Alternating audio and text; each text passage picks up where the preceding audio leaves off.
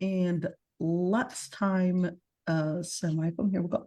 Last time we did actually go through, again, this is Surah Nisa, and the number of ayahs that we did last time, we went to إن الله لا يغفر أن يشرك به ويغفر ما دون ذلك لمن يشاء. We talked about the what makes or what determines maghfirah, and we said that there's a sin and there's also the shirk, and we said shirk basically is related to aqidah, in where the person is denouncing Allah subhanahu wa ta'ala, or the person is worshiping other than Allah subhanahu wa ta'ala, or the person is associating partners to mean associating partners with the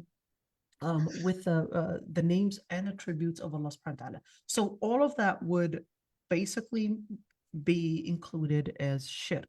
So shirk is not only in denying Allah subhanahu wa ta'ala, but shirk is also included in the things that I had mentioned.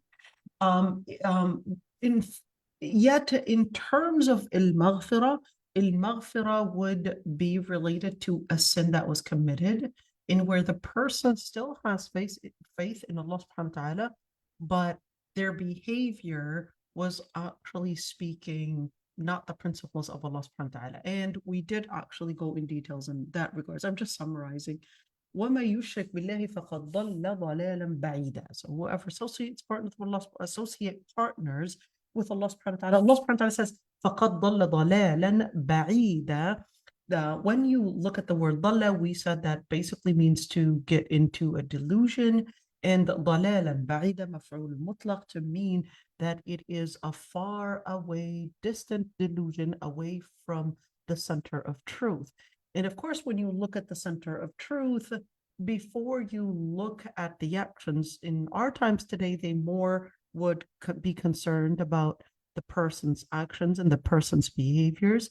But Allah subhanahu wa ta'ala is telling you, before you study the actions and behaviors, you need to study the center, the vision that basically is the foundation for such a behavior. In other words, before you judge a person's behavior as being good or bad, you first have to understand what is the motive behind it, and where the idea comes from, who's the one that generated that idea, or what is that idea really centered upon, and which is basically, well, Allah subhanahu wa ta'ala lets us know that the center, if it is tawheed, in where the tawheed itself being the center, that you recognize that Allah subhanahu wa ta'ala is basically the center for this world, is basically the one that had created the purpose that preceded your existence, and that the reason why you are doing such a behavior is because you recognize that Allah subhanahu wa ta'ala is the one to reward a person or judge them for such a behavior. So therefore, you're really centering yourself in where the behavior itself is recognizing the principle that it is trying to, of course, replicate, it is trying to implement, in where a principle of Allah subhanahu wa ta'ala, and certainly that the main motive behind it is really to get the reward from Allah subhanahu wa ta'ala and not the punishment. So when you look at ضَلَّ ضَلَالًا بَعِيدًا, it is because Allah subhanahu wa ta'ala is telling you that there is a center that we should be concerned about. يَدْعُونَ مِن دُونِهِ إِلَّا إِنَاثًا. We talked about how the shift right there, and where Allah subhanahu wa ta'ala was basically telling them, well, the shirk that you are in, because of course, when they hear this ayah, they're going to be basically trying to be in a defensive mode and defend themselves and say, well, these are the gods, that we don't worship them as gods. These are just representation of gods. They're supposed to give us an inspiration. They're supposed to give us some form of feeling, a good feeling. And of course, the people of Quraysh, it's not that they denied the existence of God. They believed in God, but they believed that that what they will get in return from worshiping the idols is really a possibility of a good future. So in other words, it's this life. They didn't believe in the hereafter. They just believed that if they are to worship these idols, that these idols would give them a good life, a good future, a good health, or maybe good money, or whatever it is that they're looking for. In other words, it's all dedicated for this life. And where these idols, we would basically get some kind of a form, in some kind of an image, some kind of a body, in where they considered that these idols embodied the spirit of God. Okay. And the gods, they considered that they are aliha, where they considered that they are feminine. And of course, here Allah subhanahu wa ta'ala is basically exposing their contradictions, their discrepancies in their faith, in where they regarded that these gods are female, even though they saw that femininehood was a sign of weakness, a sign of vulnerability, a sign of course, needing power and not having power. But then they had actually attributed the signs of weaknesses to what is supposed to be a sign of power, that is God. So Allah subhanahu wa ta'ala right there, just exposes their thoughts and basically says, وَإِيَدْعُونَ إِلَّا شَيْطَانًا مَرِيدًا, that they only worship. Now that when you look at the word yad'una, the word yad'un can mean to basically call, invocate, and can also mean ya'buduna. And this is very common in the Quran, and where the word yad'una was actually used in also in let's call it alternatively with ya'buduna as well. So here that they would actually worship what they would regard as female. And the truth of the matter is that what they were worshiping is a shaytanan marida. And we went in details in shaytanan marida to mean that this shaitan is basically exceeding the limit. So when you look at marida, exceeding the limit, and of course to understand al-marid, in where here's how and what happened. Shaitan la'anahu Allah. Allah subhanahu wa ta'ala had expelled him from his mercy, basically not included in his mercy, and semicolon right there. And the reason is because he said, لَأَتَّخِذَنَّ. So he took it upon himself with this lam, and the moon is a type of oath. It's a type of an oath, and of course, an affirmation to say, I will take a group from your servants, to mean, this is, we said the word servants would be the servants to mean as a general comprehensive term, to mean anybody from the people. And it can also mean servants to mean a group of people that are dedicating themselves to the Lord Almighty. But certainly we know that this is not including the servants that are dedicating themselves to Allah subhanahu wa ta'ala, because in another ayah, Allah subhanahu wa ta'ala says, إلا عبادك منهم المخلصين, in where the shaitan himself, he knew that he doesn't have power over his servants, that is Allah subhanahu wa ta'ala, عبادك منهم المخلصين, that those that are sincere, those that are dedicating themselves to Allah subhanahu wa ta'ala, which is basically al-ubudiyya right there, that shaitan would not have a power over them. So here, nasiban mafruda, in other words, he can have a certain power over the individuals, but not necessarily a complete power. A question that many times people would ask here in regard to this ayah as well: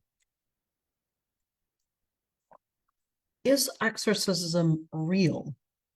And of course, when you look at this ayah isn't the only one that was related to exorcism. Is it real? Is it possible that shaitan or jinn can actually enter someone's body and at least, affect or harm or even control their ability? So this is actually a huge debate between scholars, and I'll just make the story short. The reason why they had differences of opinions, number one, maybe I should actually show you those ayat right there to help you to help you see, maybe let me see if I can actually find a page where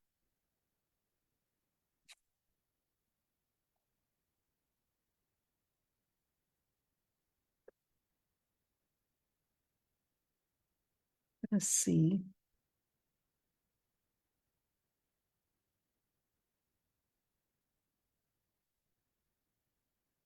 Sorry about that. I should have actually prepared that before.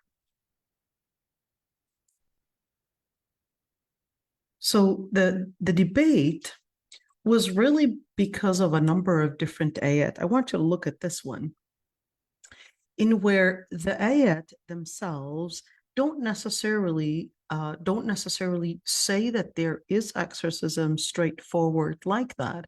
It's that you actually have a number of different ayat, including an ayat in Surah al-Baqarah.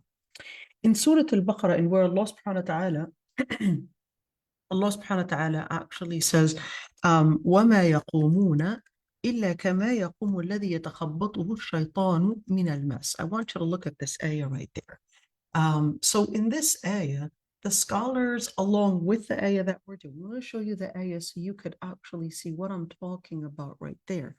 All right. So are we talking about the meaning of the word mafruda? Right. No, we're actually talking about why did it say nasiban mafruda? So in other words, how do we understand what is mafruda?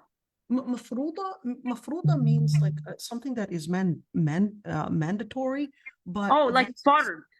Okay. Right, like fard. But in this situation, we're actually talking about nasiban mafruda. So you don't want to take just one word without taking the other one and leaving the other. So nasiban mafruda, in other words, he doesn't have full control. He's got an amount of control. So I'm just here talking about, well, how much of that control is really possible. All right. Okay, so is that control? Because there's another ayah where Allah subhanahu wa ta'ala actually says in regards to Shaitan himself, in where Yawm al-Qiyamah, of course, the people that he had deluded, they would come to him, well, it's your fault, trying to blame him. And then he says, ما كان لي عليكم من سلطان إلا أن دعوتكم فاستجبتم لي. I had no power over you. Maybe I can get you that ayah. ما كان لي عليكم من سلطان إلا أن دعوتكم فاستجبتم لي. So here's that ayah right there, and where he said, well, Shaitan himself, here's the ayah right there. When everything was done, he basically said, وما كان لي عليكم من سلطان إلا أن دعوتكم فاستجبتم لي فلا تلوموني ولوموا أنفسكم. So I had no power over you. I just invited you. I called up you to do a particular thing, and you responded, you accepted it, you embraced it. Then therefore do not blame me and blame yourselves. Now here's the thing, is that when you look at this ayah, what does it mean that he had no power? So at the same time, how do you actually understand? Isn't that having some form, or did you actually see the ayah that I was showing you?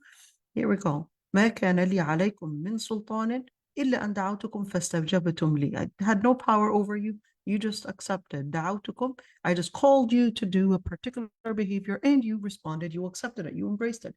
So here we go. When you look at this ayah, on the other hand, نصيبا مفروضة. It's got some form of power, some form, nasib, some, a certain limited amount of power, but not necessarily all the power. So let's say we're trying to understand how much of power and control does Shaitan actually have.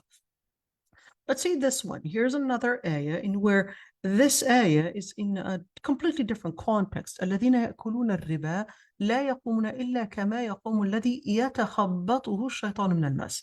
Those that would take in, of course, and riba, this is talking about interest, that the only way that they would basically stand, or even, in other words, their behavior aftermath, it would be exactly like the person that a shaitan had full control over them from the touch. So this is right there. كما يقوم الذي, the word يتخبطه basically means to strike. Okay, so to strike, and where a shaitan is making a strike and there's a mess. But scholars actually had differences of opinions on whether this is metaphorical, therefore nothing but a figurative, and doesn't necessarily mean that this is a real thing that can happen.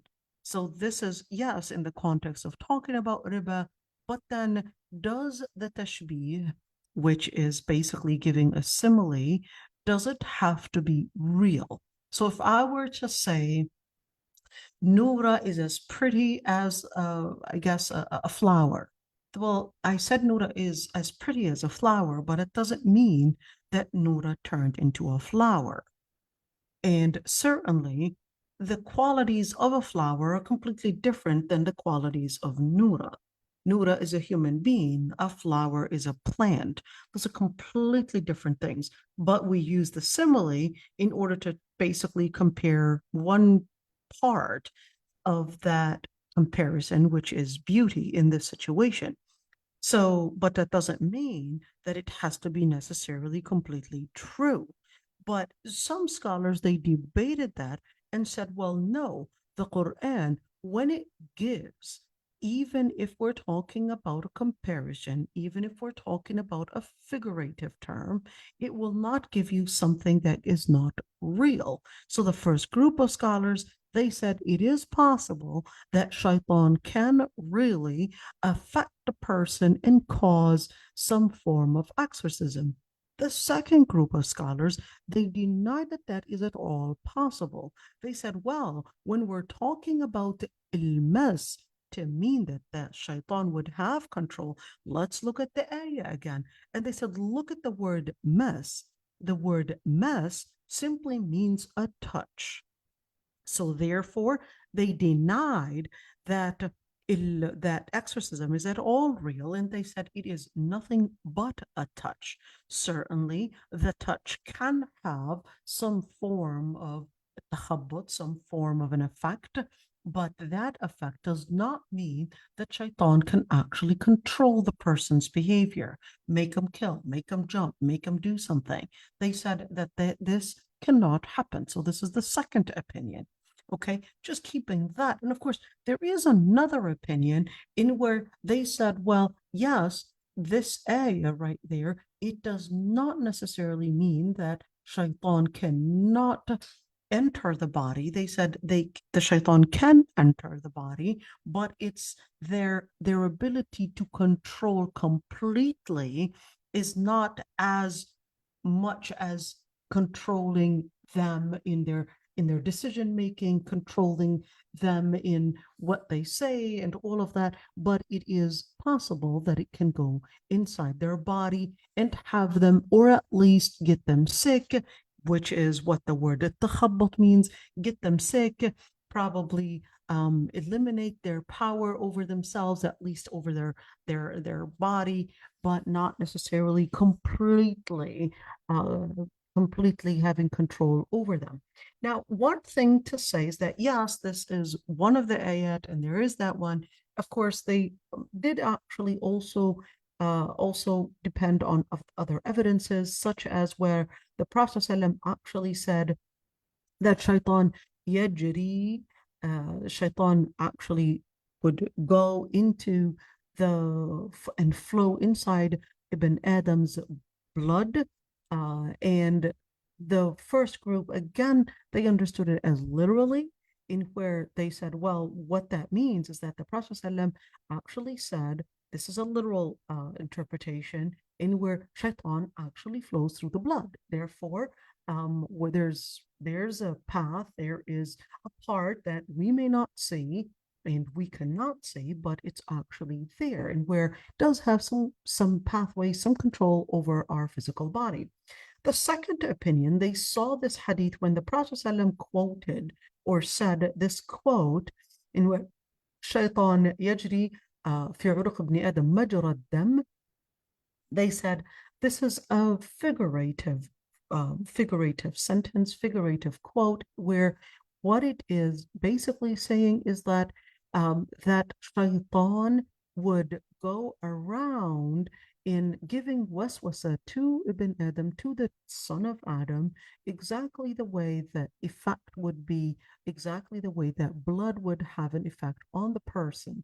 So if you go low iron, you're going to see, I guess, a certain behavior. You, of course, we know about the blood and how it affects and basically cause an illness. So they basically looked at that and said, well, this is not literally going into the veins and arteries of Ibn Adam, but this is actually talking about that that shayateen, they do have an effect on the son of Adam, exactly the same power as blood has the power on affecting the human behavior. So that's a second explanation. And of course, when you look at this hadith, just seeing how is it literal explanation, is it metaphorical, how do we actually understand it? Of course, then comes the third evidence that both had used. The first one said, well, there's no way that exorcism is real, and our evidence, basically our logical and rational evidence, is that shayateen, they're basically made of fire and or smoke or gases, whatever you want to use, okay? And yet human beings are made of clay.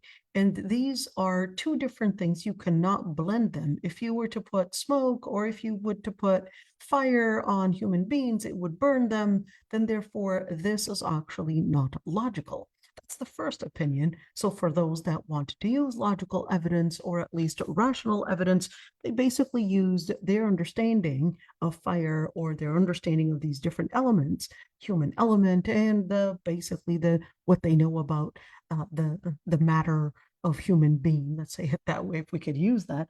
And they said, well, here's our evidence. These two things cannot actually blend chemically.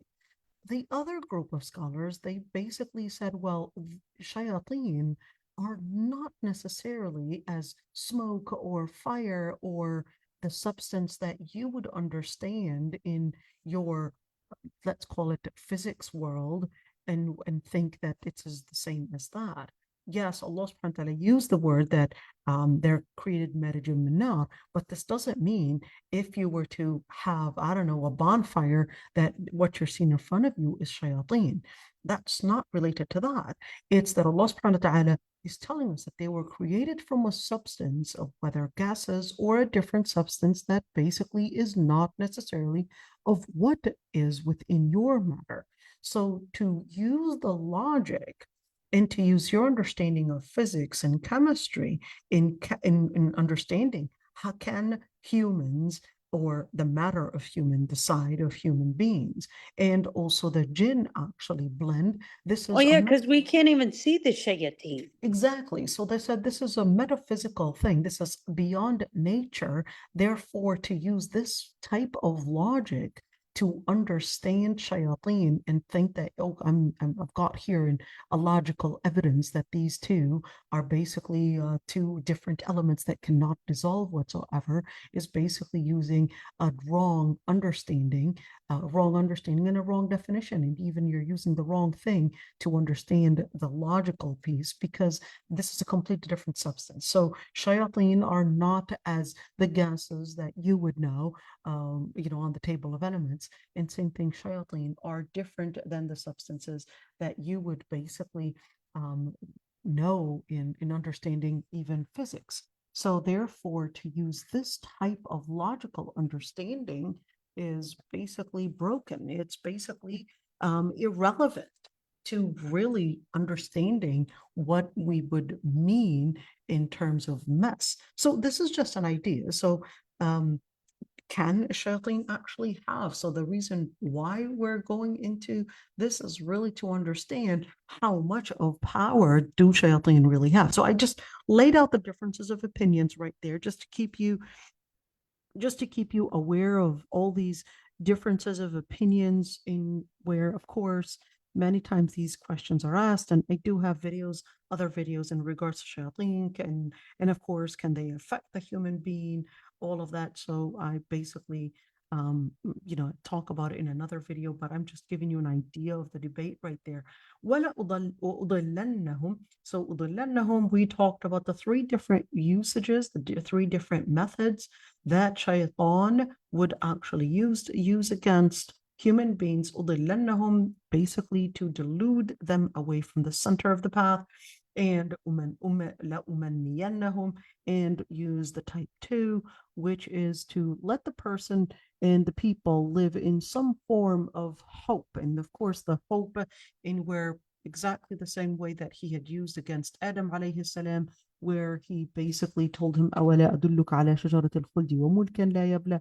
Would you not want me to show you off شَجَرَةِ الْخُلْد, basically a tree that will allow you to live eternally, and mulkin la yabla, and of course certainly property, certainly possessions, certainly just different things that you would basically possess. And in that situation, it's basically to ensure, so shaitan himself recognized that it's part of our human nature that we share with animals, which is seeking survival. And of course, the tool that we use to ensure our survival is basically ownership.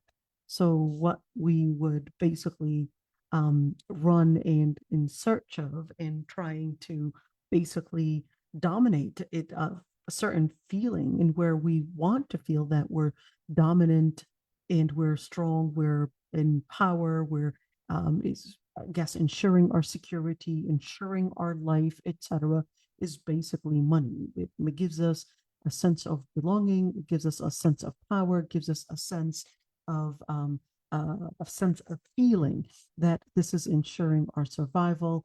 And of course, Allah subhanahu wa ta'ala was telling us that this piece of each and every single one of you, shaitan will actually use against you. And where, again, whether it's finding or in search of happiness, in search of power, in search of survival. And of course, shaitan will use this, that you'll get to some form of hope and in search of something.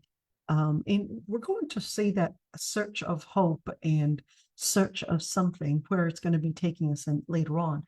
وَلَأَمُرَنَّهُمْ, and I will order them to, of course, and the tool that shaitan will be using, فَلْيُبَتِّكُنَّ آذَنَ الْأَنْعَامِ, is basically to deform the different things in nature. So different things in nature, whether we're speaking about animals, different things in nature, even, of course, this ayah is just exclusive to adhan al-an'am, to the ears of the different animals.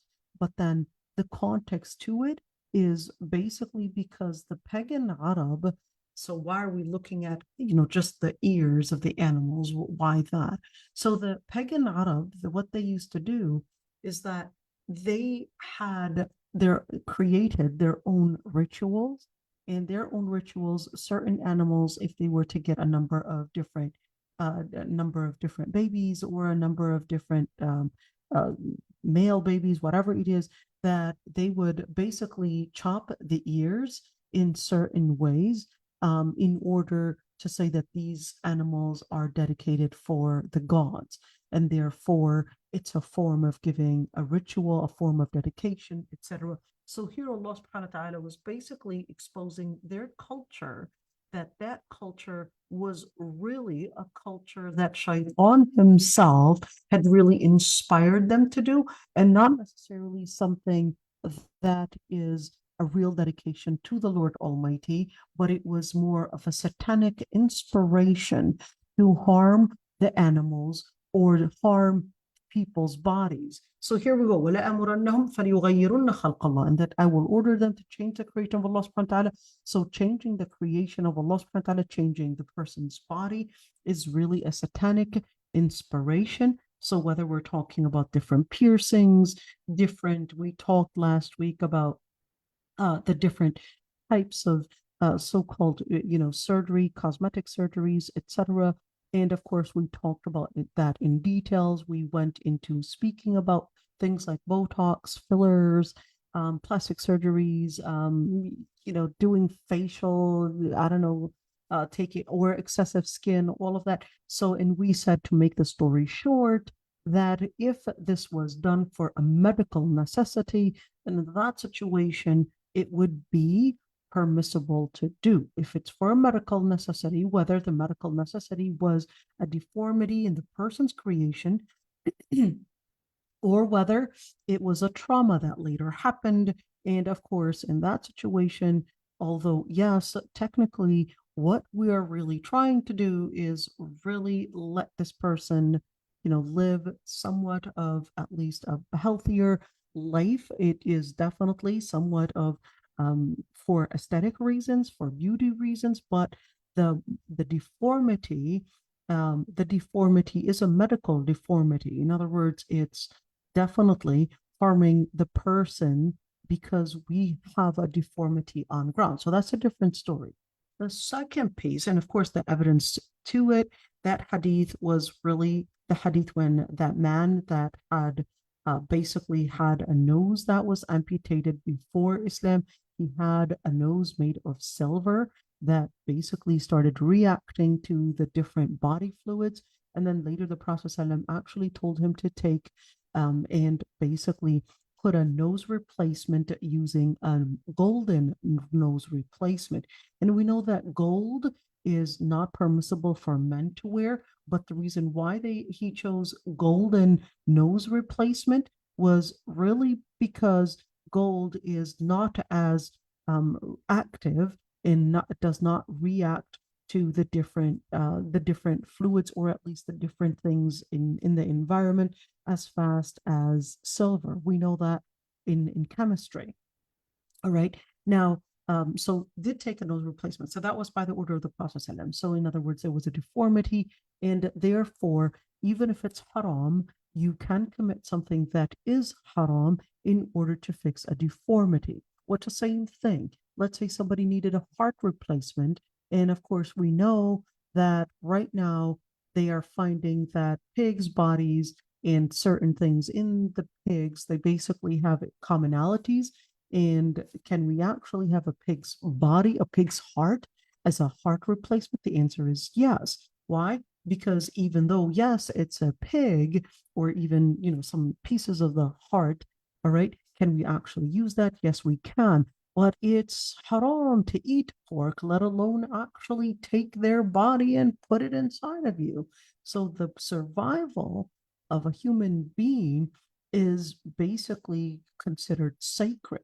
So even if the person is doing something haram, Allah subhanahu wa ta'ala had permit that we would eat pork in case that was the only thing that was available for means of survival.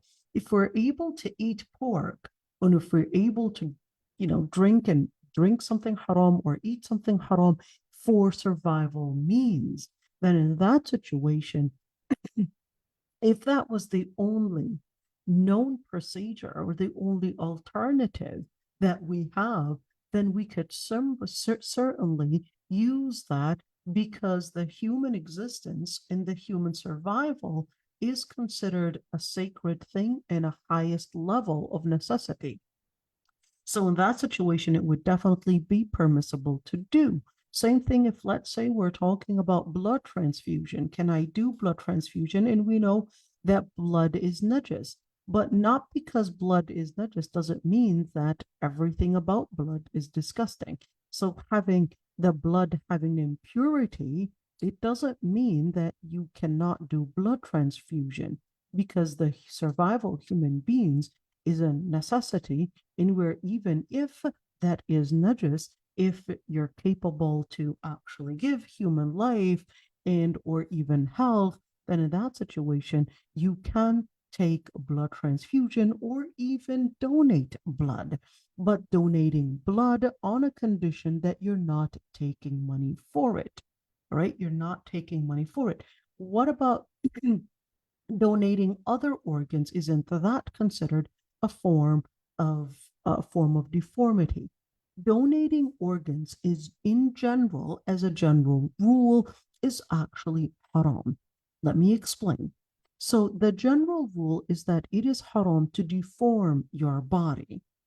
But if such a deformation is basically, according to the doctors, that you're safe to, let's say, donate a kidney. They did all the different tests on you, and you basically wanted to donate a kidney.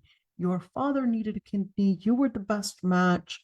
So here, your possibility of survival, according to the specialist, they basically tell you you'll be okay, you'll survive, your kidney is functioning well, and so for you to donate a kidney, you would still be functioning well. Now, in that situation, what is the case with my father? Well, the chances of my father, for example, living and becoming healthy, etc., by me donating the kidney, since I was the best match in that situation, I would basically help my father basically survive.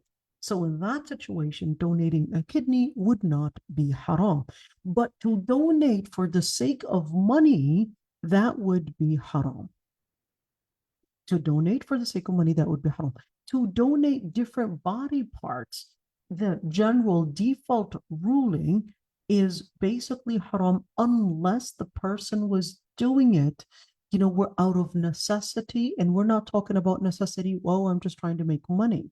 No, necessity to mean as the situation that we had mentioned. So we've got a case by case. Okay, so but in general, donating body parts is actually not considered in general as permissible. What about if the person is dying? So when you want to, make a driver's license, they will ask you whether you want to be a body donor or an organ donor, etc. So what is the problem with that? Should I actually click yes or no?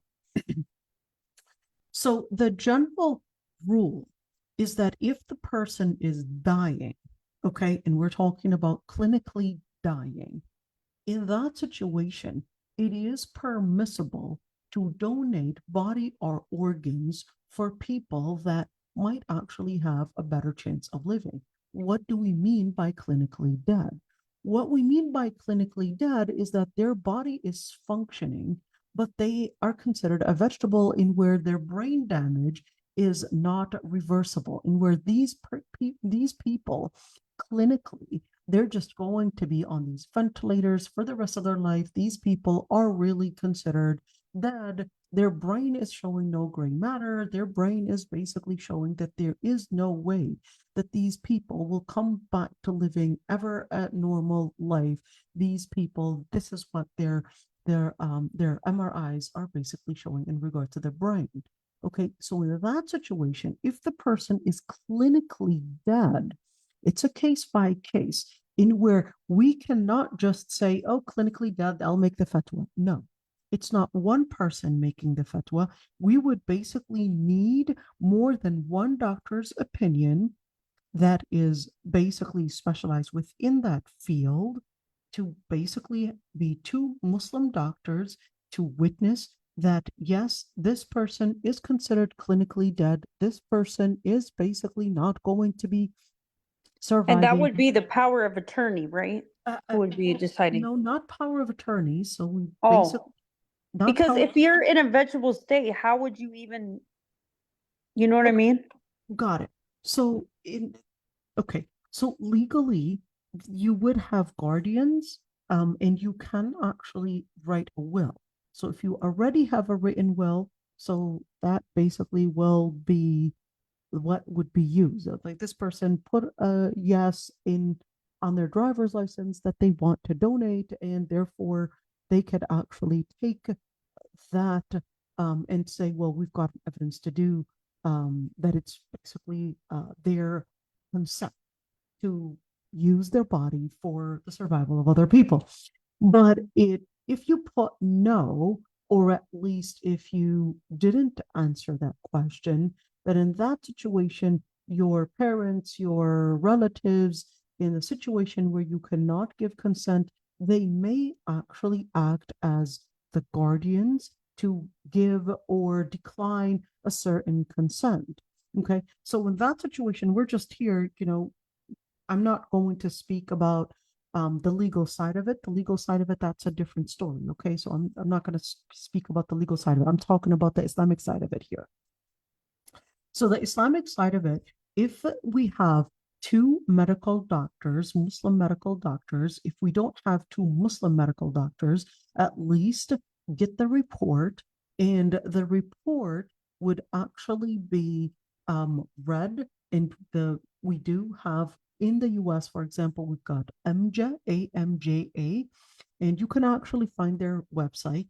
And the AMJA is basically it's a center basically for scholars of fiqh, scholars of various, let's say, backgrounds, in where we're talking about medicine, we're talking about maybe banking, we're talking about all these different areas.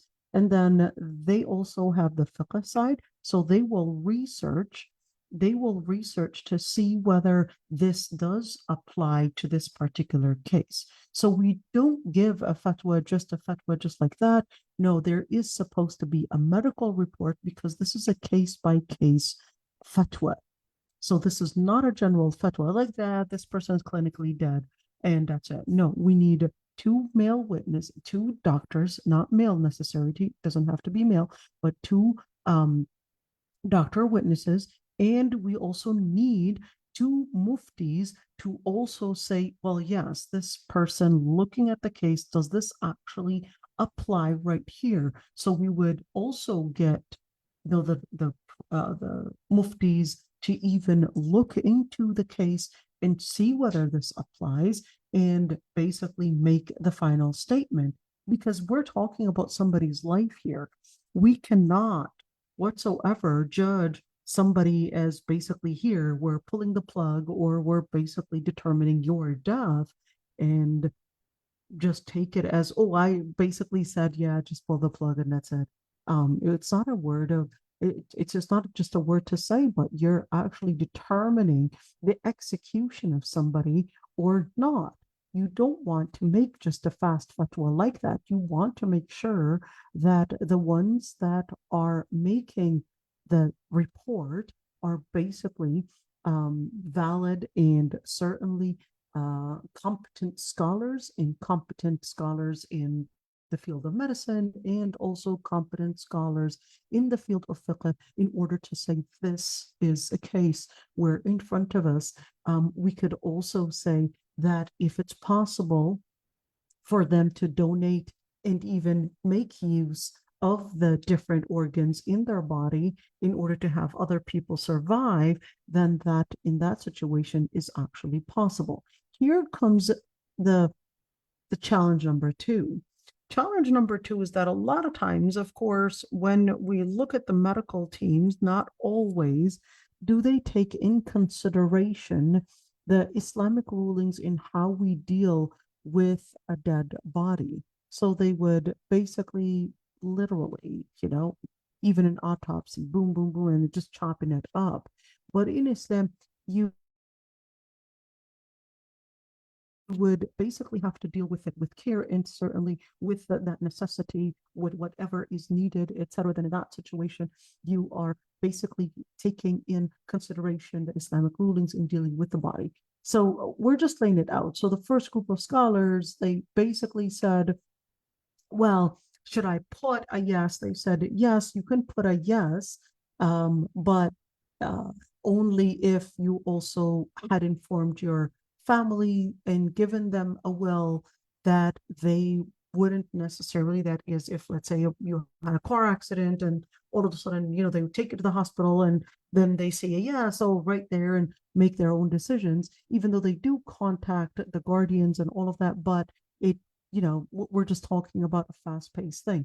All right. So in that situation, the first group of scholars, they said, well, because we want to avoid any misuse for the body, or misusing it, of course, in a way that it will harm the person's life, in where someone else is making the decisions. So the first group of scholars, they basically said, no, this is not recommended, but you can make a wasiyah, basically a will, and So don't put a yes. The second group of scholars, they said, well, no, you can put a yes, because by putting a yes, that doesn't necessarily mean that they will take and make the decisions on your behalf. That is basically the medical team or whatever, because they are required by law to contact their family anyways. So just put a yes, and then by putting a yes, it doesn't mean that your body is going to be, some kind of an organ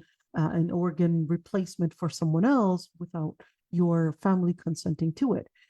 So this is just the debate. I'm just letting you, be aware of the whole debate and how they would basically I guess, go about with all of this. Of course, there's the legal part of it, and there's also the medical piece of it, and there's the Sharia piece of it.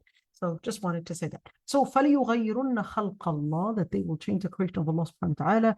And we said changing the creation of Allah subhanahu wa ta'ala for due to a deformity is permissible right there. We just mentioned it. What about if the person is not psychologically comfortable with their appearance? We mentioned that in detail, and we said that does not act as a necessity.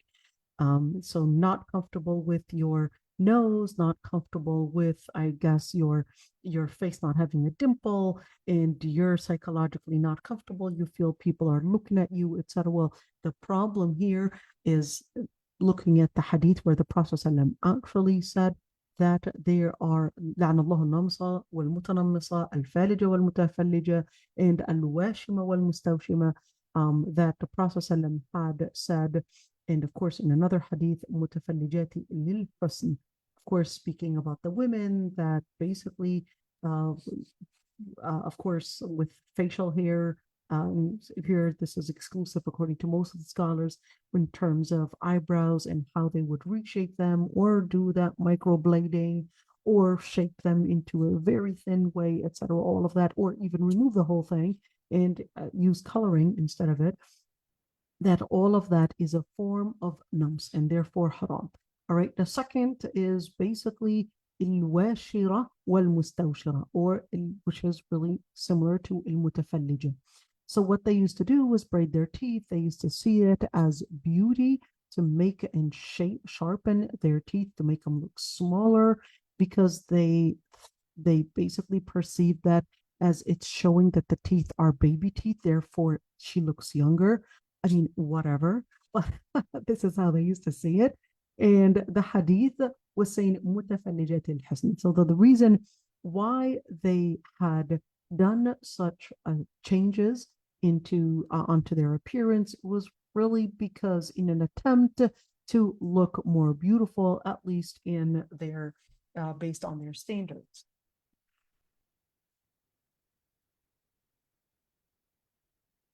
So you're saying shave down their teeth? So what they used to do, Noura, the Japanese, they do that until now. So what they would do is that they would sharpen they would make their teeth basically the edges.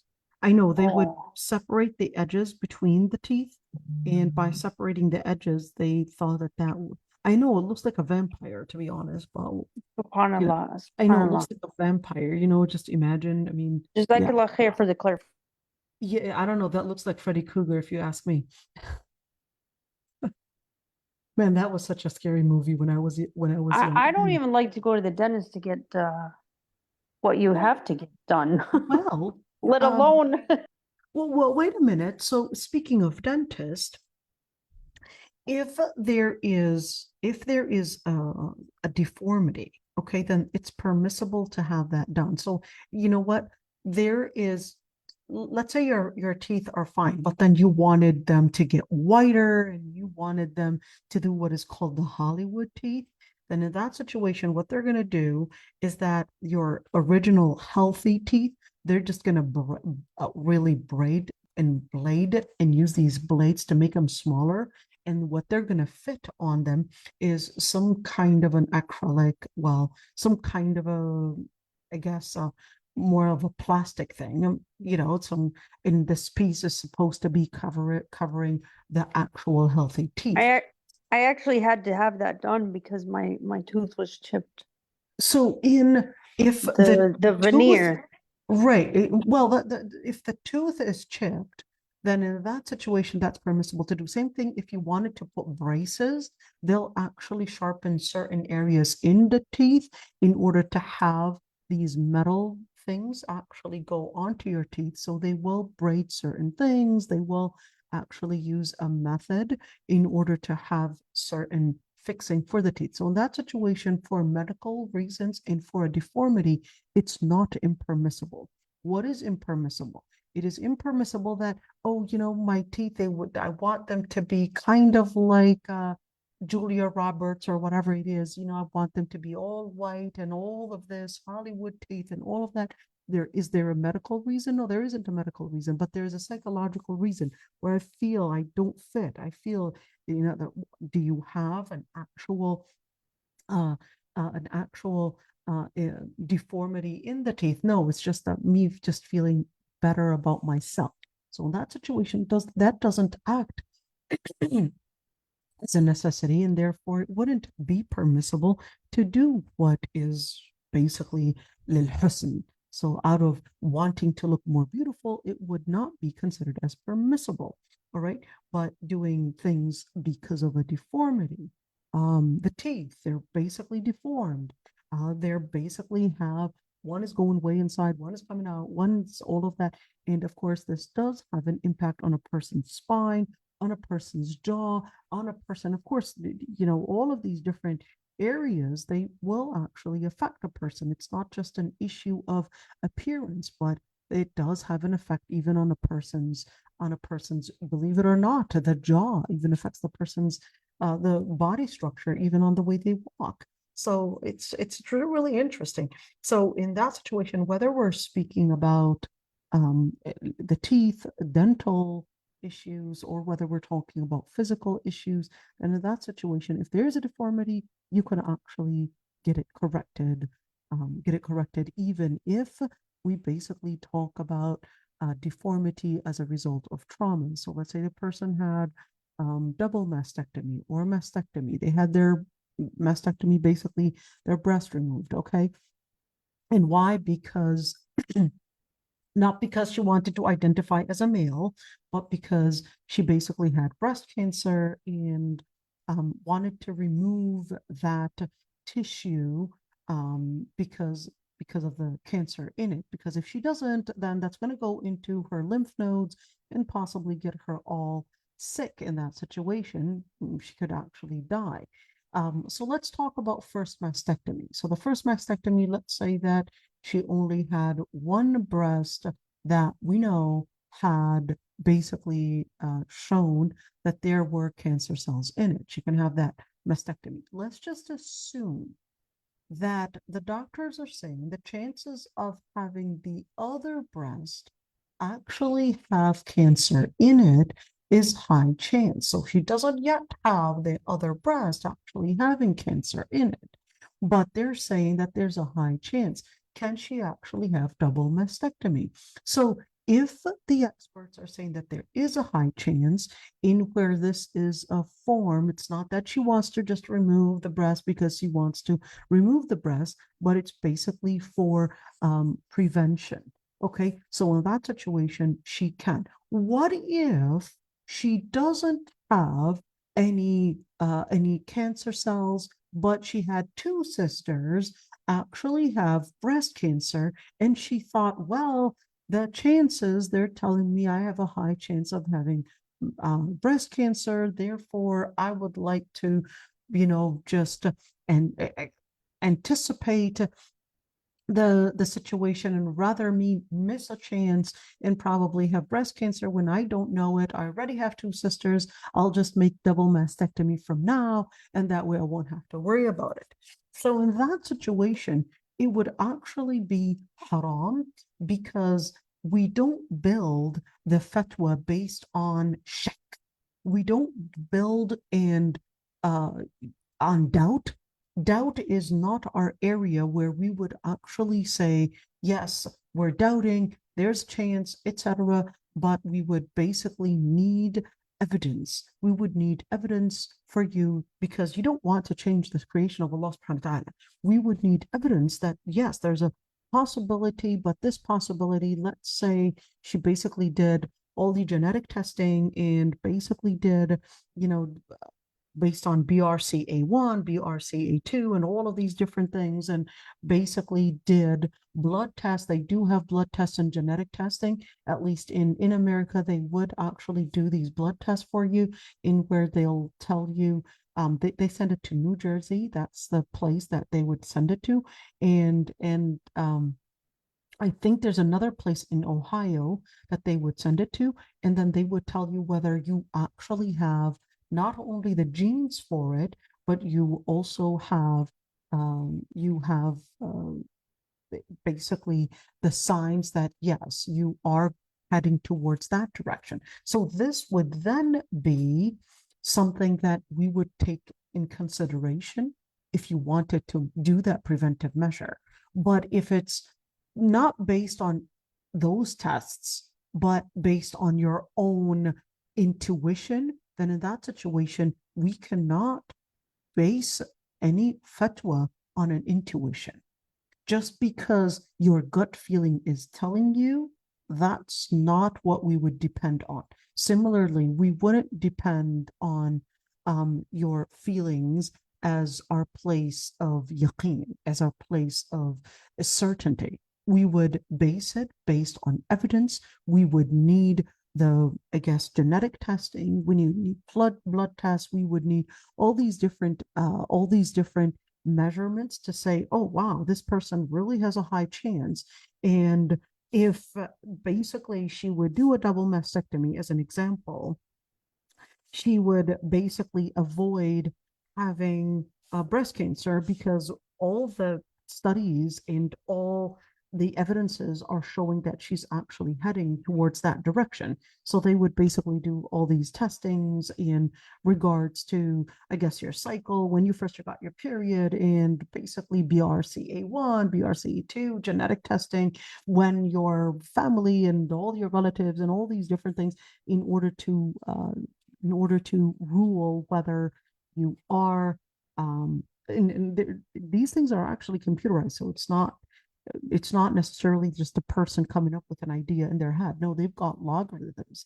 It's quite interesting. I'm actually a high chance of getting such cancer. May Allah subhanahu wa ta'ala keep it away from us. Allahumma ameen. But it's quite interesting in how far medical studies have gone right now. My mother had breast cancer, and mashallah, survival, alhamdulillah, alhamdulillah. And mashallah, I'm very proud of my mother, and even really taught me a great lesson. And even if you were to have a dangerous disease, you don't necessarily just succumb. You just recognize that Allah subhanahu wa ta'ala had given you this disease in order to make it a sin remover. And basically, these moments I remember when she basically had that mastectomy, just, she was still under anesthesia, or at least it's wearing off, and goes over her body and feels it. She said, alhamdulillah, it beat me to Jannah.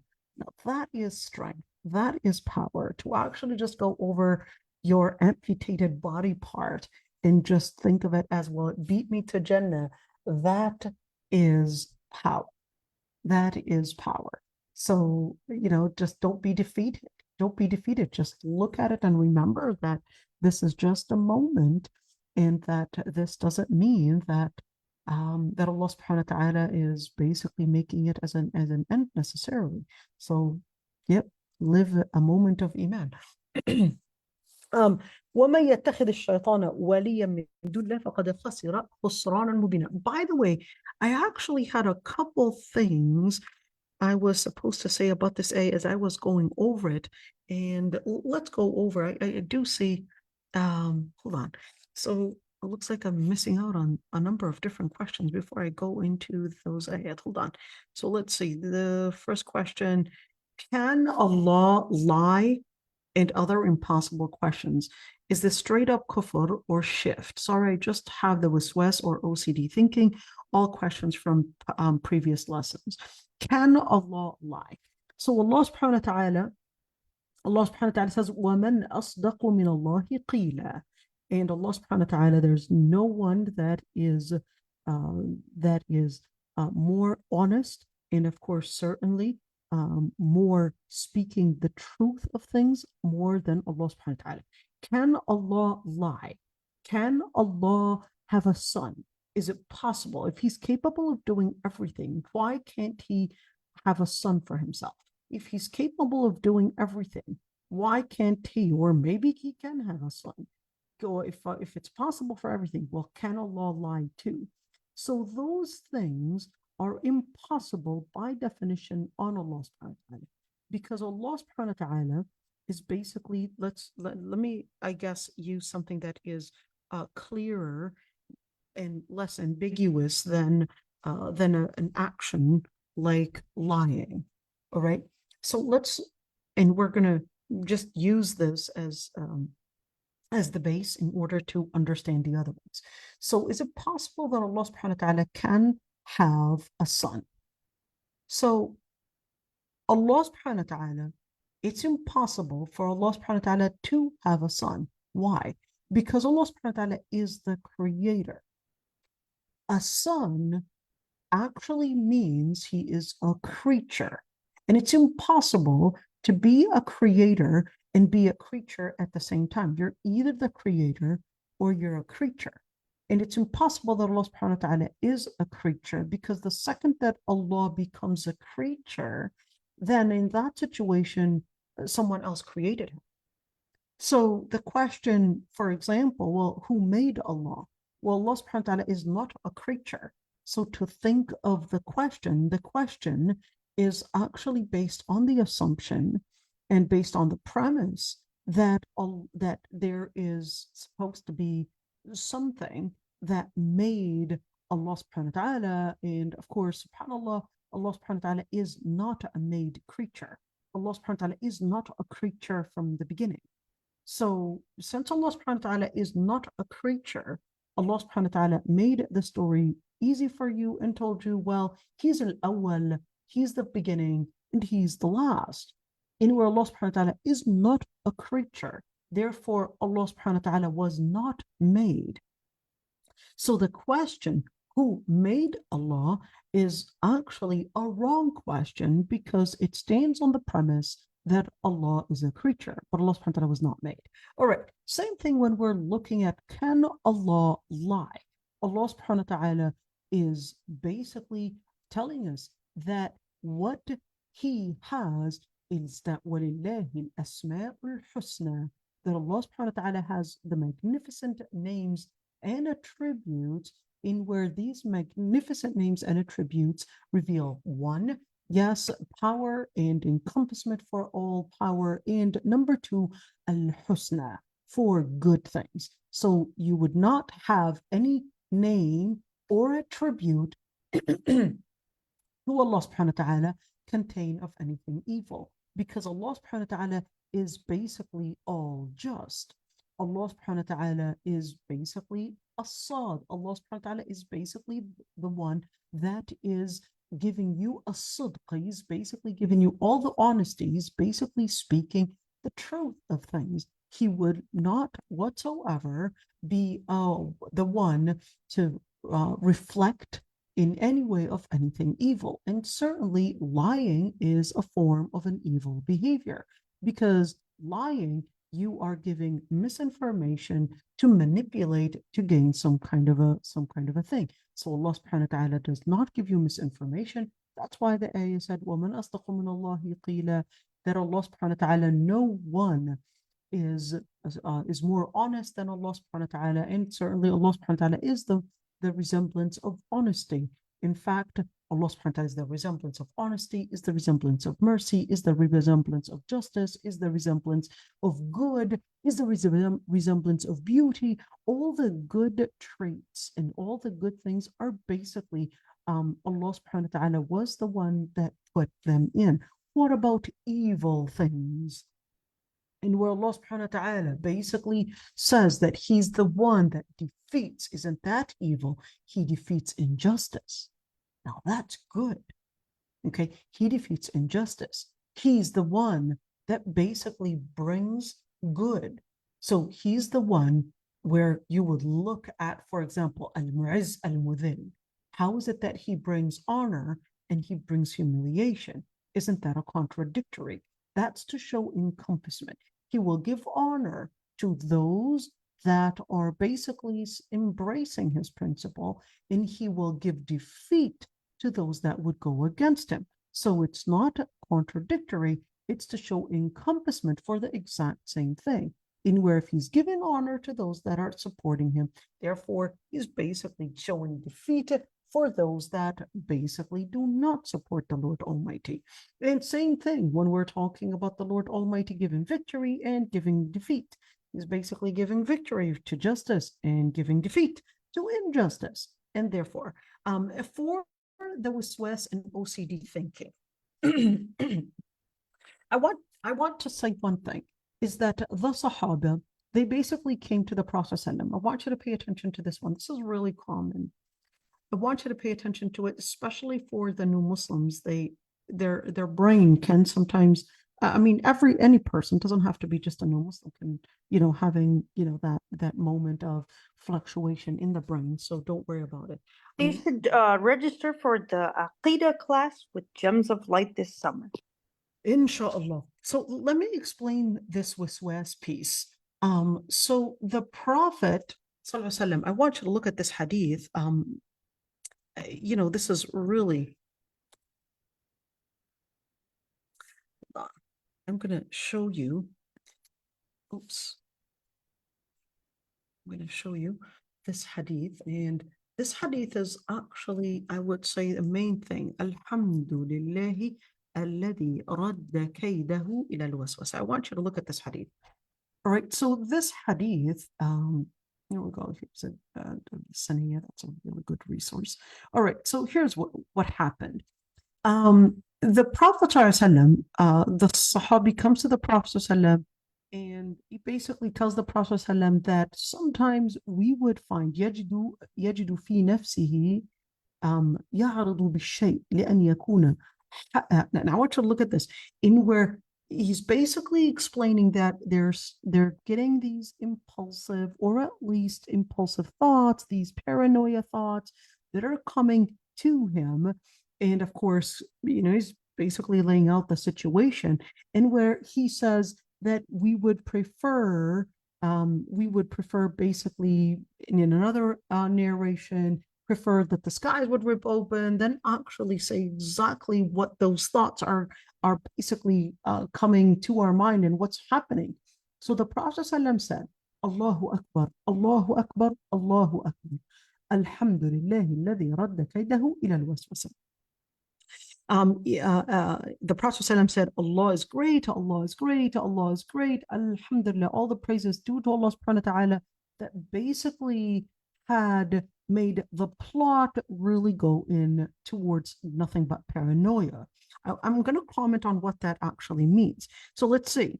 Another narration, you could see this hadith is Sahih, and so is that one, in where he said, نجد في أنفسنا شيئا نعظم أن نتكلم به. We would be basically finding it, it's just too big or just a magnificent thing, and where we would definitely avoid talking about it. And we don't want to talk about what we had found. So the Prophet ﷺ said, and you found those things on the inside? They said yes. And the Prophet ﷺ, he said, ذاك صريح الإيمان. That's exactly faith. So here's that response. And you could see that these two hadith are basically taking us into really one section. And number one, in where it's telling us that it can happen that certain thoughts or certain questions or probably certain paranoia, it can actually come, and I would say, in your mind, and it's not true, but you're just worried that, these questions, they might come into your mind. Well, who created Allah? What if Islam is not real? What if this whole thing was a lie? maybe you don't even exist yourself. And all these different thoughts might actually come to you. And then, but you, on the other hand, you're like, Ashhadu an la ilaha illallah wa ashhadu Muhammadan Rasulullah. You start going into this mode and we're like, no, I know this is not real. Oh my God, I hate these thoughts. So you are hating these thoughts. By you hating these thoughts and by you're like, oh, I'm going to go, and you start making wudu, you start making salah, and you're just worried about it.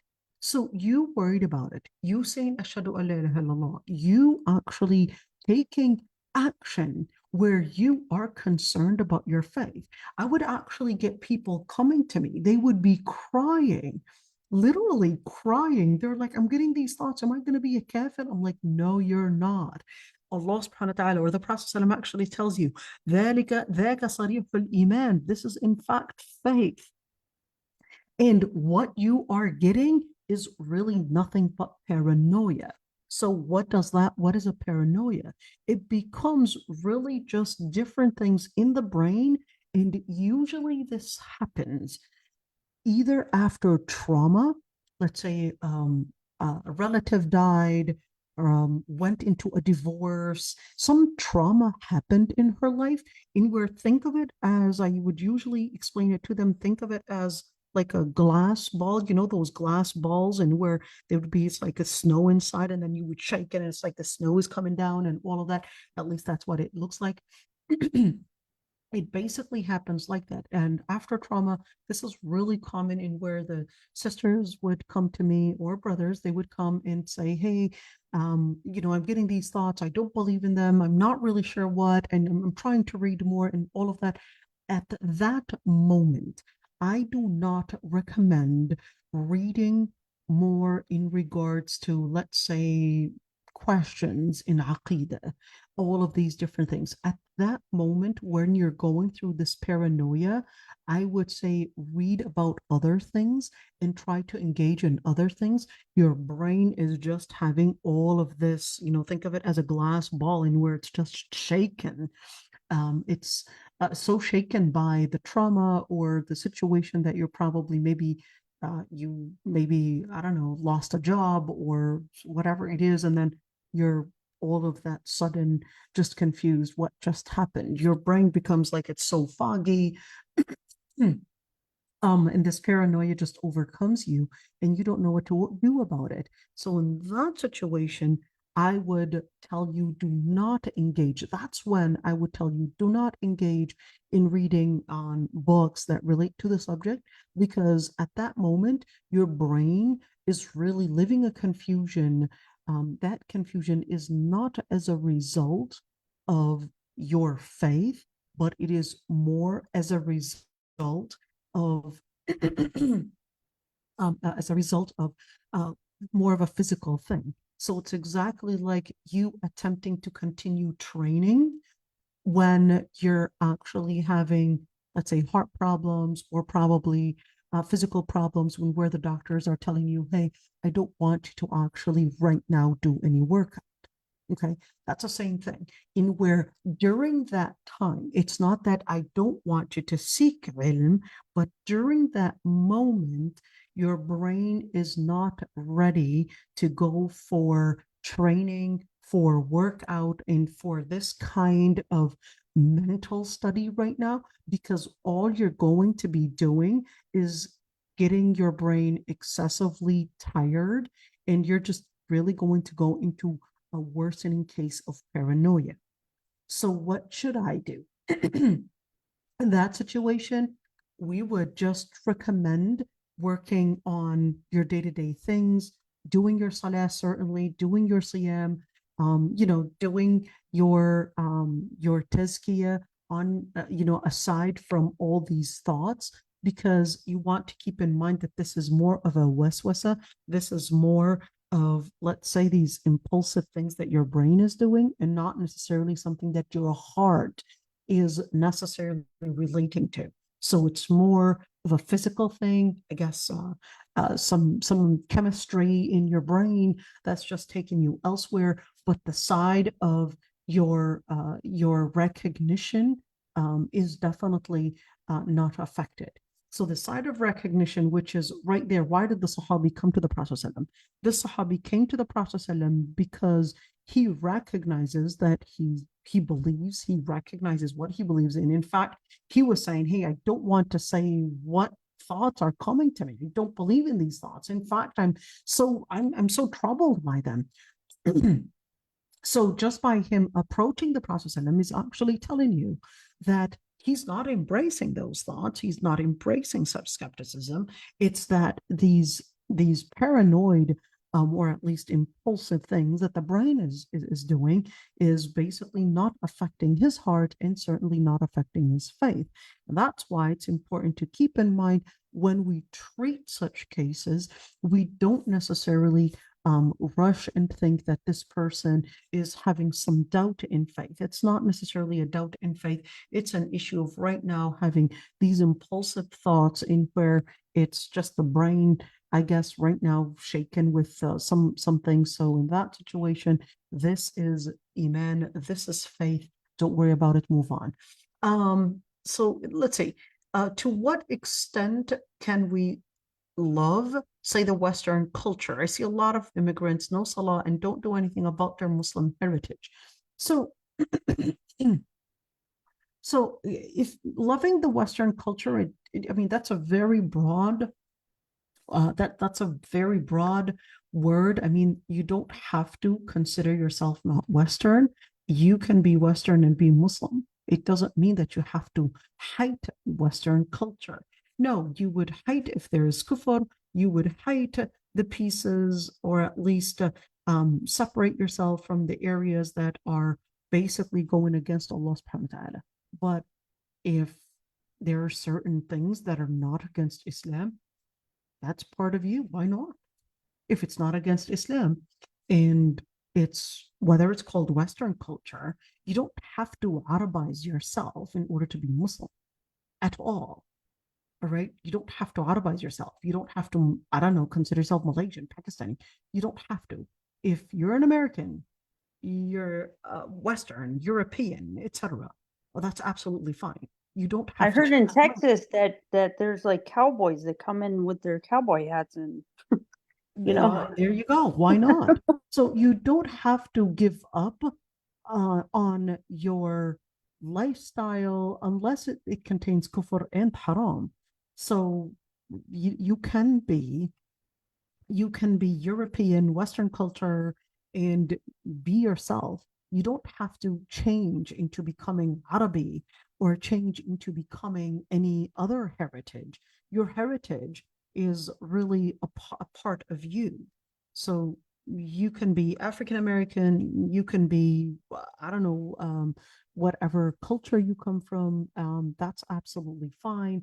Just make sure that if that particular piece within that heritage, that culture is contradicting the principles of Islam, that's the piece that you give up on. But don't change yourself into a different person. You don't have to speak Arabic. You don't have to dress Arabic. You can dress your own culture. Just make sure that it's basically going according to the principles of Islam. I mean, that's the same thing. If you were to look at the Malaysian hijab, for example, the Pakistani hijab, and of course the African hijab, as you could see the variance in their hijabs. A huge difference between, you know, the Malaysian hijab and even the, let's say, the Khaliji hijab, completely different, right?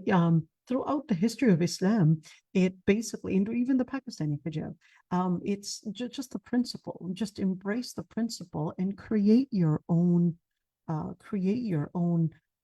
guess, style. Embrace your own heritage and your own culture. Just add and embed with it the Islamic principles. That's all you need. You don't have to change who you are. Don't change who you are. Those are things, experiences that you had grew up with. Those are basically a piece of you. You don't have to give up on it. So you don't have to hate the Western culture. Believe it or not, there is actually a hadith where the Prophet ﷺ actually praises certain things in the Western culture. We did talk about that before, so I don't want to engage in that, where the Prophet ﷺ does actually praise the Western culture. Look into that hadith where the Prophet ﷺ actually talks about how about Rum, that they're basically the ones to have a better justice. In fact, they would be the ones to prevent prevent ظلم الملوك, prevent the, maybe I could even show you the hadith and we'll just can show you, okay?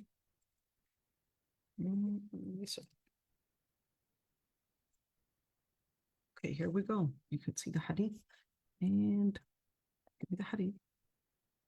Why is it doing that? Yeah, give me the hadith. Okay, here we go. So the Prophet ﷺ said, Inna fihim lakhisalan arba'a.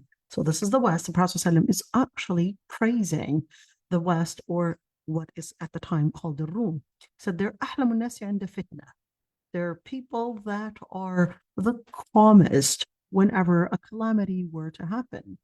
أسرعهم إفاقة بعد مصيبة, the fastest to wake up after a calamity. So أحلم الناس, this is more diplomacy, all right? Whenever there's a dispute, you could see they're calmer. The Arab right away, they're easily provoked. But you could see a Westerner is usually calmer and is usually calmer in reacting. And that's why the Prophet ﷺ actually said, ahlam, have a better forbearance whenever there's a dispute, whenever there's an argument, compared to the Arab, which will act right away and probably easily provoked. أسرعهم إفاقة بعد مصيبة. They're the fastest to, I guess, collect themselves and wake up and basically gather their forces in correcting whenever there's calamity. So we would have, let's say, a hurricane, tornado, whatever it is, got in the West, they're all prepared and ready to fix all the matter. Yet in Muslim countries, you would see that they would have a hurricane, tornado. They knew that they are subject to such, I guess, so-called natural disasters, but they still didn't prepare themselves. They were just, hey, we'll just somehow do natwakkal, and who knows what's going to happen. But أوشكهم كرة بعد فرة. They're the fastest in, of course, gathering their forces, even when they would basically pull out from, let's say, pull out from, let's say, military forces, etc. They'll might actually pull back, but they'll come back faster. In other words, better military, all right? Better military, better human services, better diplomacy. خيرهم لمسكين ويتيم وضعيف. They're the best for basically supporting the needy and the orphans and the vulnerable. In other words, they will basically have a better a human services system where it's supporting those that are needy. And the fifth one is basically the best, that the Prophet ﷺ actually said, أَمْنَعْهُمْ ظُلْمِ الْمُلُوكِ. And they would actually the ones to be the strongest in preventing basically dictatorships from the oppression, of course, of dictators. So you could see here the Prophet ﷺ is basically praying that, hey, embrace Inshallah, that will happen again. Yeah. Well, I mean, this is we could see that this hadith is actually praising that. So, same thing.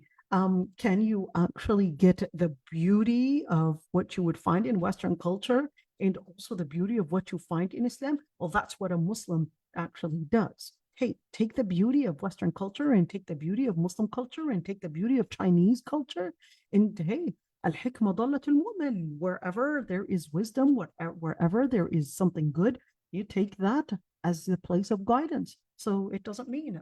So I'm just answering the sister's question. Do we have to know? Do we have to give up on our Western culture? So just to answer that one. And all right. So even though I actually wanted to go on to other issues, but I actually wanted to go into this hadith right there. This hadith, وَإِنِّي خَلَقْتُ عِبَادِي حُنَفَاءَ كُلَّهُم وإن الشياطين أتتهم فاجتالتهم عن دينهم. Oh, am I sharing the page? Oh, I'm not. Yes, I am. Okay. So the Prophet ﷺ was saying this hadith. Where is it? Yeah, so this hadith. Oh, here it is. Okay. Yep, here we go.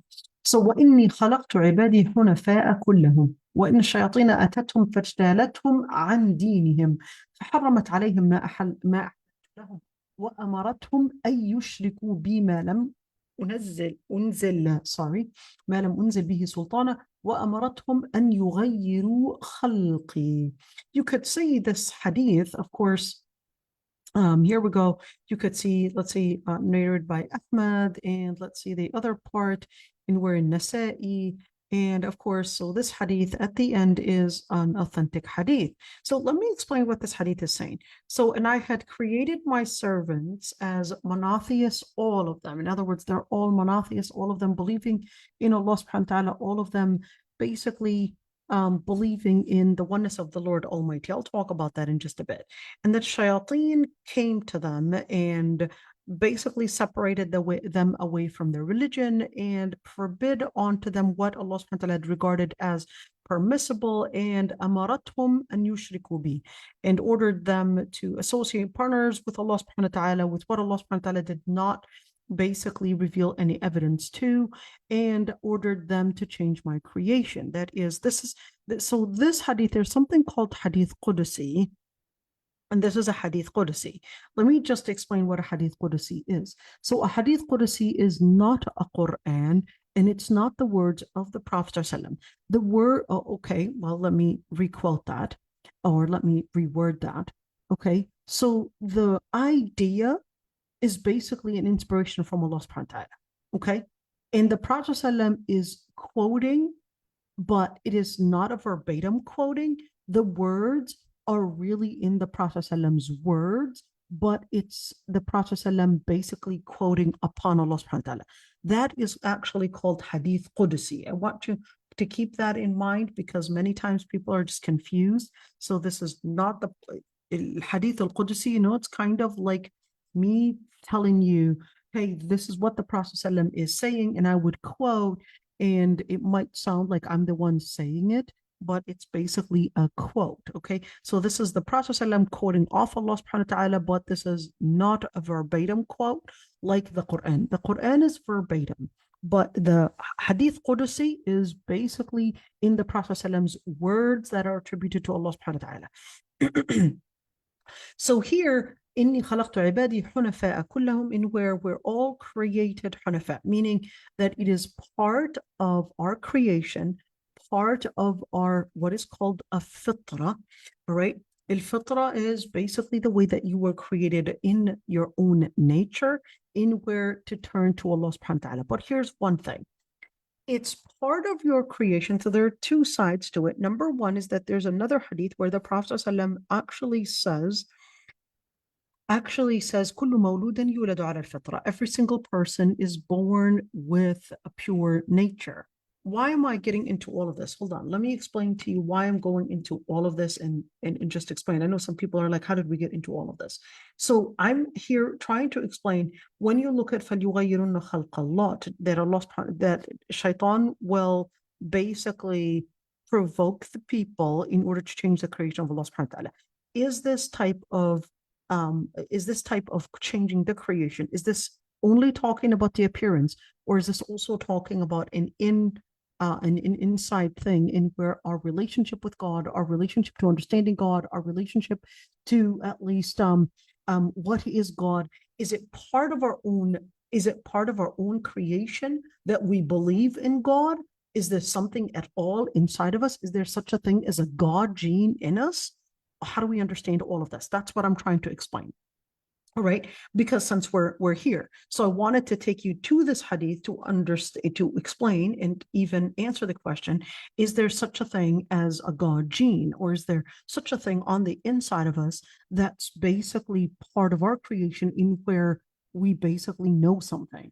All right, so that's one side. The other side is there Allah subhanahu wa ta'ala actually said that we were created, and he used the word لا تعلمون شيئا, we don't know anything. We are born with no information at all. In other words, it's a completely blank page. So if it's a completely blank page, then how is it that there was some form of information where we are hunafa? Isn't that a form of discrepancy? Isn't that some form of, contradiction or even discrepancy? How do we understand that?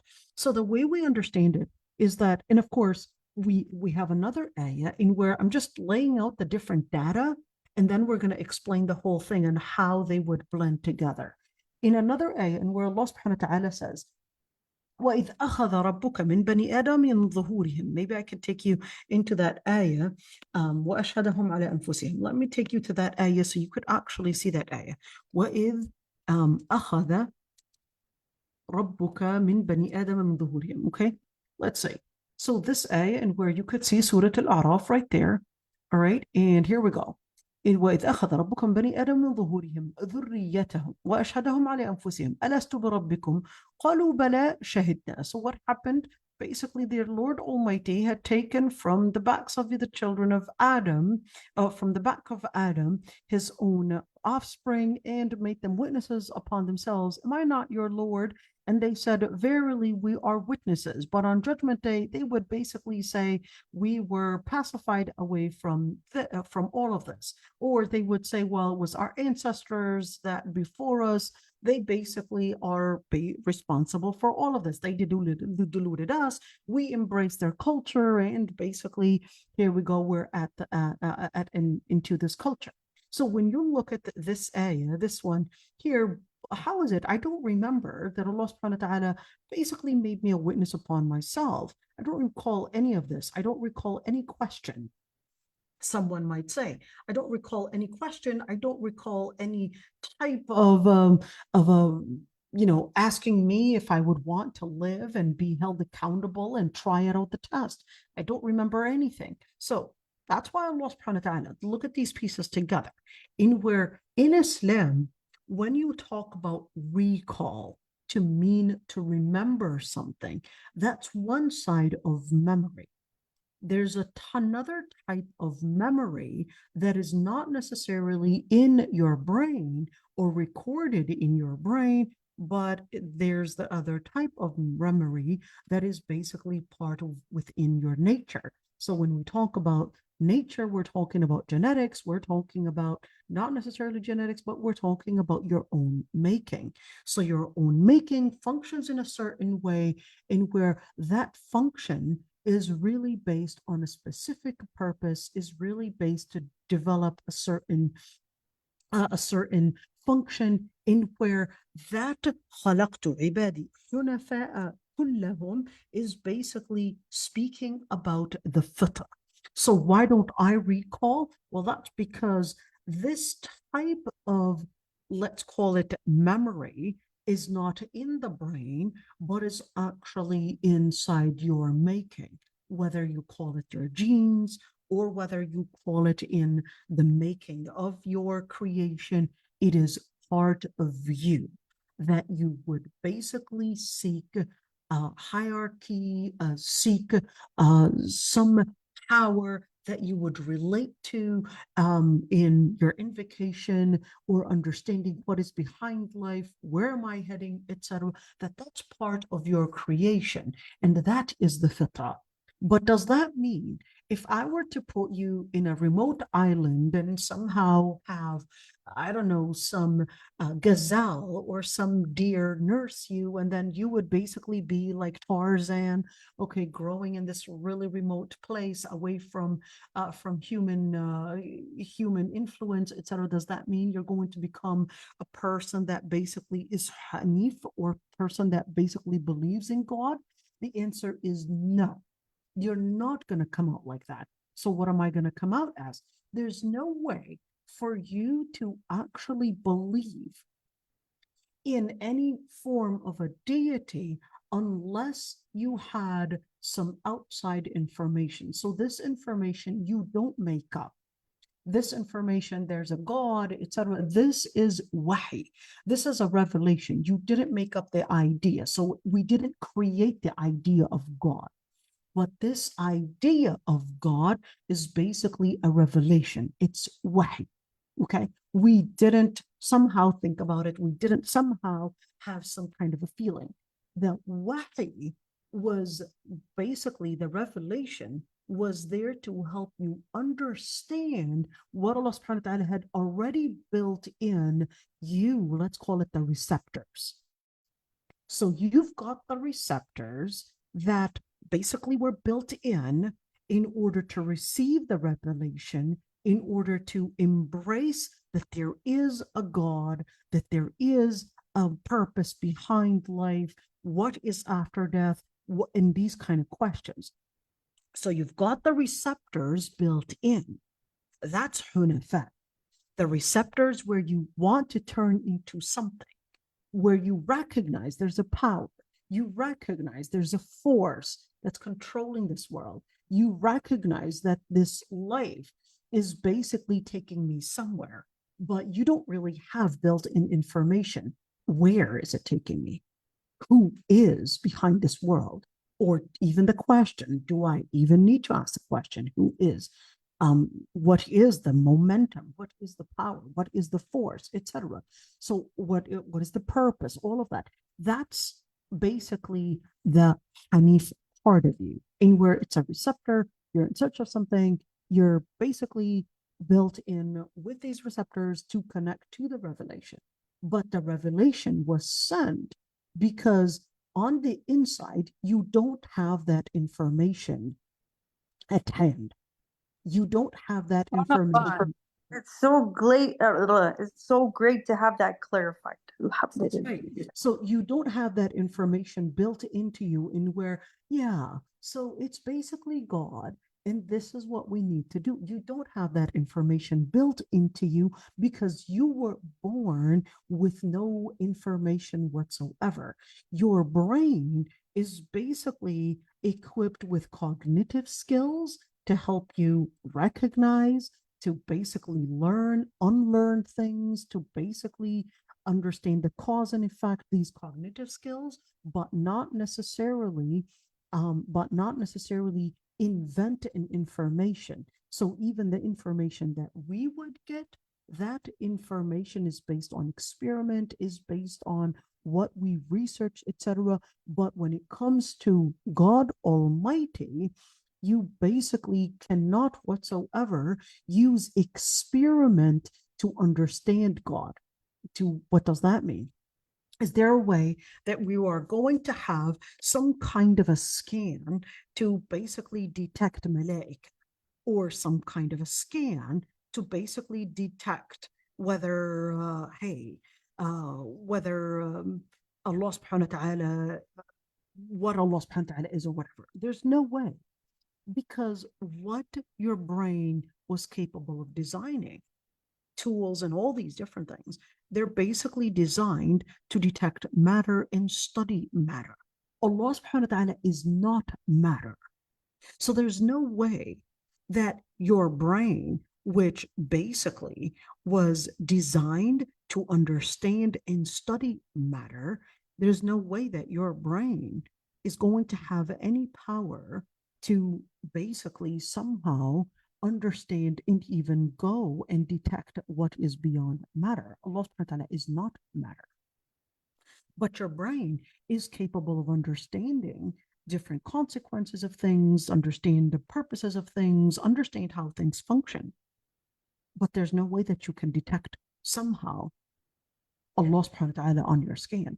But your brain is going to be capable of understanding the complexities that this creation that you see in space, in your body, in nature, your body is capable of detecting, and your brain, is capable of recognizing that there is a complexity that is so strong that that is impossible for it, that is nature, to create itself.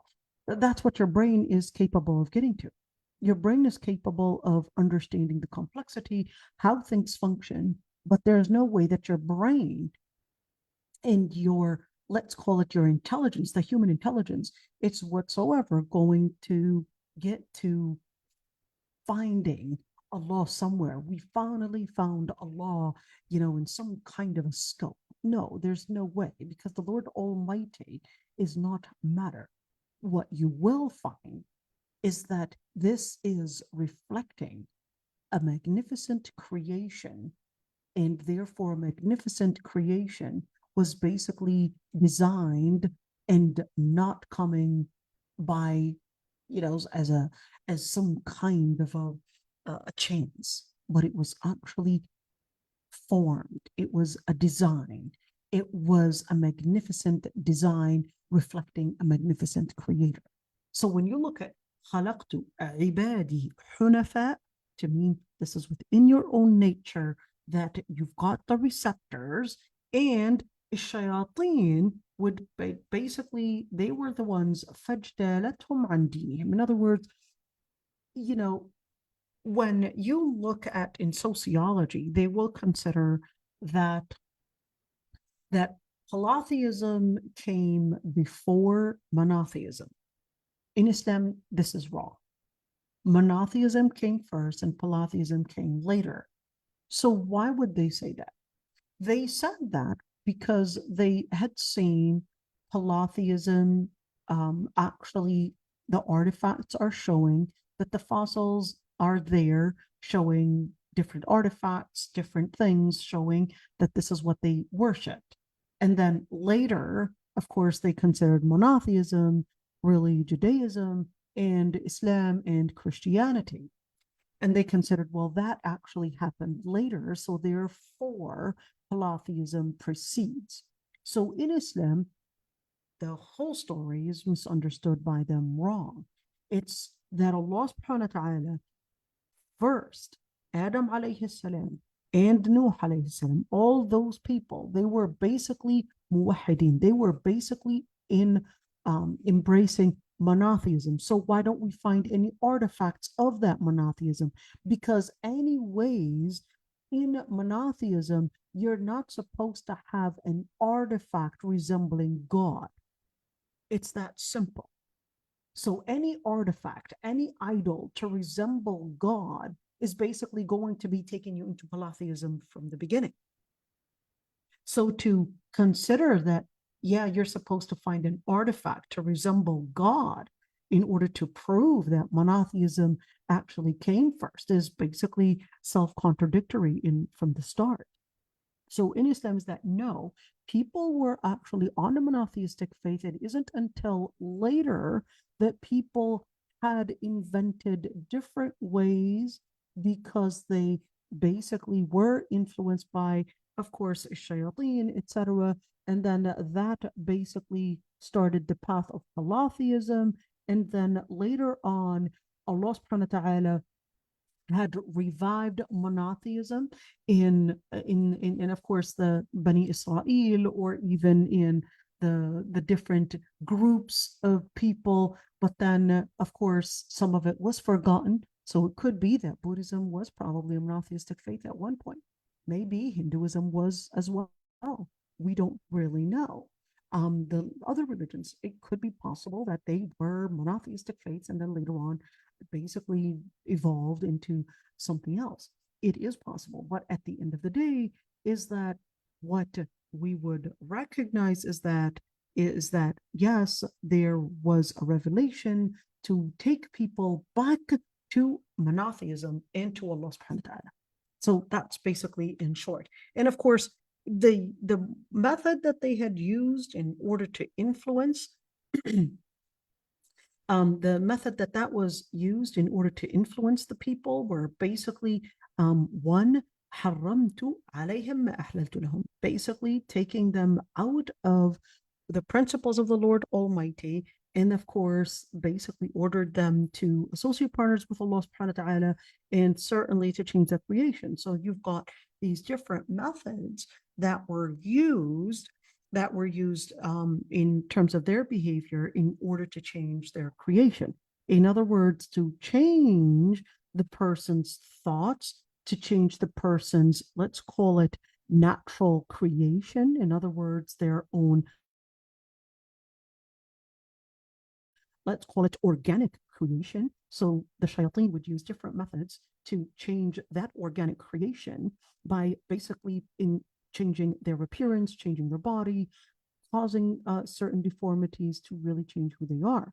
So this is just an idea of how shayateen will actually have this force upon us. So I'm actually supposed to be there is a really interesting, right, for Zakir Naik, he did actually do in the Hindu Veda scripture. That man is extremely intelligent. By the way, he lives nearby, so we're looking at almost 40 minutes away from my house is where Zakir Naik actually lives. Yeah, really interesting.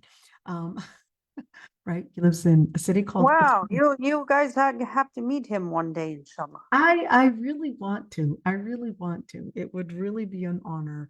One of the probably the most intelligent days. I can see that with age, I think he's starting to lose his temper sometimes. I could see it. I could see it, but I cannot necessarily judge, that temper just with age. But I think he did an outstanding job in where I would say he really jumped da'wah and the Muslim debate into a completely different level. I don't think anybody can beat his level of one, remembering the scripture, quoting the number of ayat. You're like, what is this? What is this? I mean, AI would make mistakes. What is this? This is unprecedented. This is awesome. This is awesome. And that's one thing I would actually need to, applaud the Indian memory, mashallah, didn't do an outstanding job. And it's wow. Wow. All right. So what I'll have to do is that I basically have to right now really sign off so I can, fix a couple things before I run off to my appointment, inshallah. And we'll see you all tomorrow. Inshallah. May Allah subhanahu wa ta'ala give you great news at this appointment, inshallah. Ameen, Ya Rabbi. Ameen, ameen, ameen. All right, to everyone. And sorry, I'll have to leave. All right. Assalamu alaikum wa rahmatullah. Jazakallah khair. Wa alaikum salam.